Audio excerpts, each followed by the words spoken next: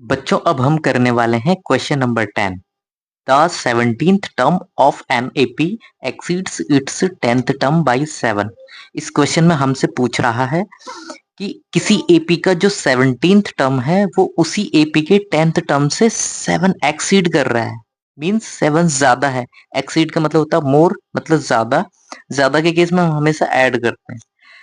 Find the common difference, तो हमको common difference निकालना है। चलिए इसका सॉल्यूशन कैसे करते हैं। बच्चों इस तरह के क्वेश्चन में सबसे बड़ी प्रॉब्लम होती है कि हमको एपी नहीं दे रखा है। ठीक है ना, तो सबसे पहले हम क्या कर देंगे कि हम मान लेंगे फर्स्ट टर्म क्या है। Let be the first term. First term क्या मान लो, क्योंकि हमें फर्स्ट टर्म चाहिए होता है। कॉमन डिफरेंस भी नहीं है, कॉमन डिफरेंस को क्या कर लो, कॉमन डिफरेंस को डी मान लो।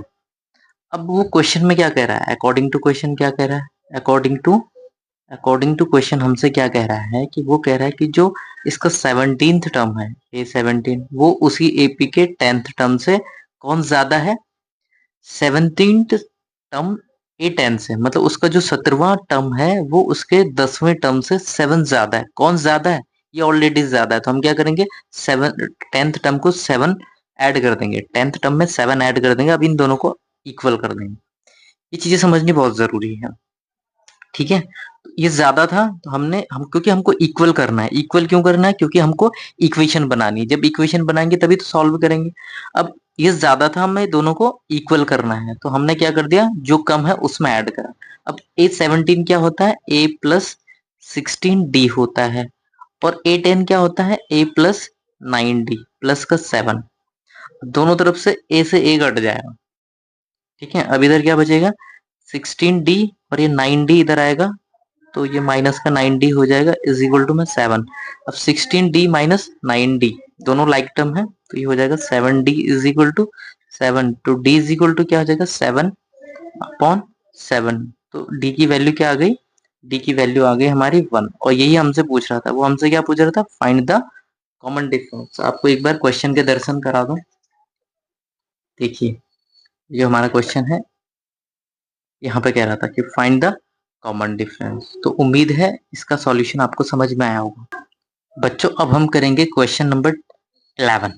इसको भी रीड करते हैं, क्या लिखा है, which term of the AP. हमको एक एपी दे रखी है 3, 15, 27 और 39। इस एपी के हमको शुरू के 4 टर्म्स दे रखे हैं, आगे के टर्म्स नहीं दे रखे हैं। Will be 132 more than the it's 54th term. इसका पहले मीनिंग समझ लेते हैं, क्योंकि बच्चों को मैथ्स में प्रॉब्लम नहीं है, लैंग्वेज में प्रॉब्लम है। मैंने ज्यादातर देखा है मैथ्स प्रॉब्लम नहीं है, उनको जो प्रॉब्लम हो रही है वो लैंग्वेज में है। लैंग्वेज बैरियर का काम कर रहा है। अब देखो पहले इसका मीनिंग समझ लो कि विच टर्म, वो कह रहा है कि कौन सा टर्म है इस एपी का, जो ये एपी हमको दे रखी है, इसका कौन सा टर्म 132 ज्यादा होगा। मोर का मतलब क्या है, ज्यादा होगा उसी टर्म के 54th टर्म से। एक बार दोबारा एक्सप्लेन करूंगा, बच्चों ध्यान से समझो। एपी हमको दे रखा 3, 15, 27 और 39। अभी हमसे पूछ रहा है कि इस एपी का कौन सा टर्म होगा जो इसी एपी के 54वें पद से 132 ज्यादा होगा। देखो क्वेश्चन का मीनिंग समझो। तो मैं बता देता हूं कि मान लीजिए, देखो क्या कह रहा है कि कोई टर्म होगा, तो मान लीजिए यहाँ पे लेट कर लीजिए कि जो nth टर्म होगा B132 more than its 54th term. ये तो कह रहा है, ठीक है ना, वो कह रहा है कि इस एपी का कौन सा टर्म होगा जो इसी एपी के 54वें पद से 132 ज्यादा होगा। ध्यान से सुनना। तो हमने मान लिया कि nth टर्म।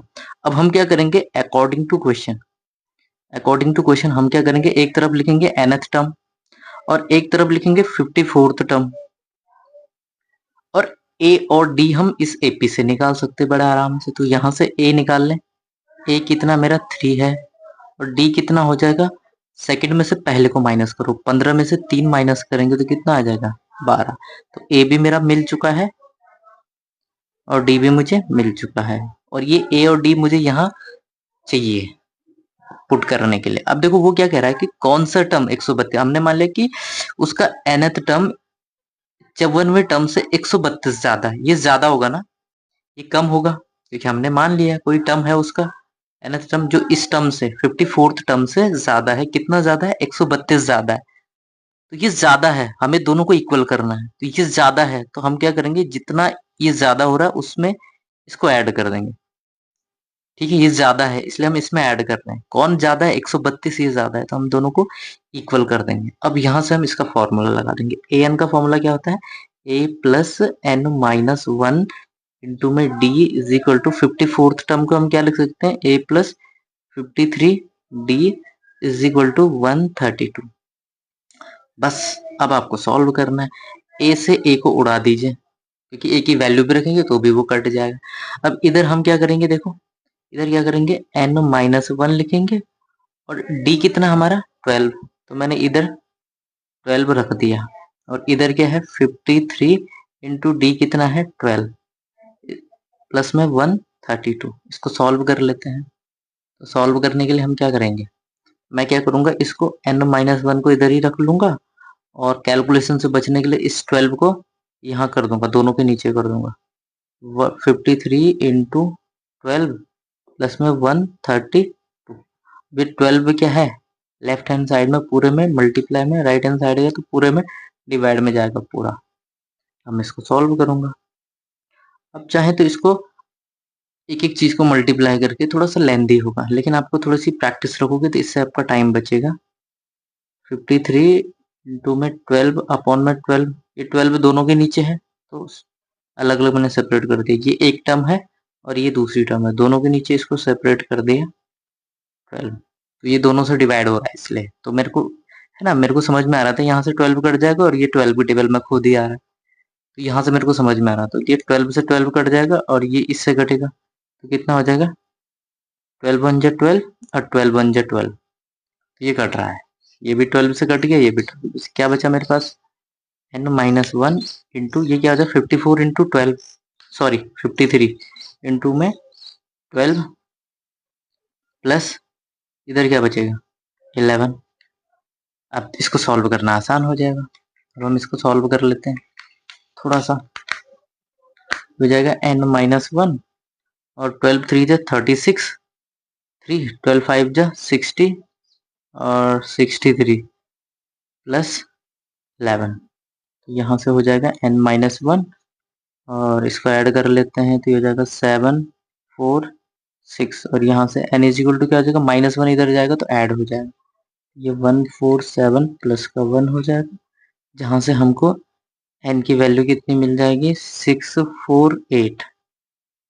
ठीक है, तो एन की वैल्यू मिल गई। हमने क्या किया, हमने क्या लेट किया था कि nth टर्म होगा उसका 132 ज्यादा होगा 54। अब एन की वैल्यू हमको क्या मिल गई, एन की वैल्यू क्या मिल गई हमको 648। तो ये क्या हो रहा है, तो हैंस लैंग्वेज लिख सकते, हैंस ए nth माना था हमने, एन की जगह क्या होगा 648। Hence this term will be 132 more